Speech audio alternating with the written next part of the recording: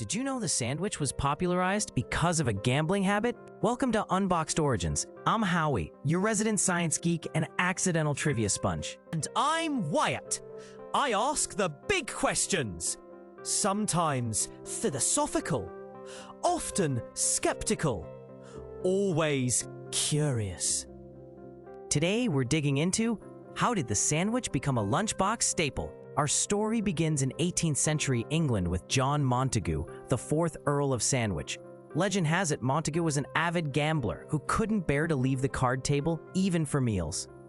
To solve this dilemma, he requested that his meat be served between 2 slices of bread, allowing him to eat single-handedly while keeping his game going strong. Voila, the concept of the sandwich was popularized. Fascinating. But, Howie, surely this convenience alone didn't catapult the sandwich to global fame, did it? Precisely, Wyatt. While Montagu's innovation was certainly a hit among his friends and the upper class, it wasn't until the Industrial Revolution that the sandwich really took off. As cities grew and people flocked to factories, the need for portable, easy-to-eat meals became paramount. The sandwich, with its simple yet filling structure, was perfectly suited to this new way of life. Ah, the Industrial Revolution, turning point for so much.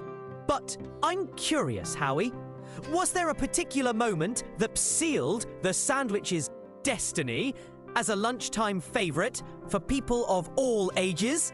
Great question. The sandwich's versatility played a pivotal role in its evolution. By the early 20th century, with the rise of sliced bread, it became even more accessible. Companies like Wonder Bread started mass-producing packaged sliced bread, making sandwiches an everyday convenience. It wasn't just about ham or cheese anymore. It could be customized with a variety of fillings to suit any taste or budget. Aha! That's what I was waiting for. The real twist here is the democratization of the sandwich, isn't it? From an aristocrat's gambling snack to a universally accessible meal, the sandwich reflects broader societal changes.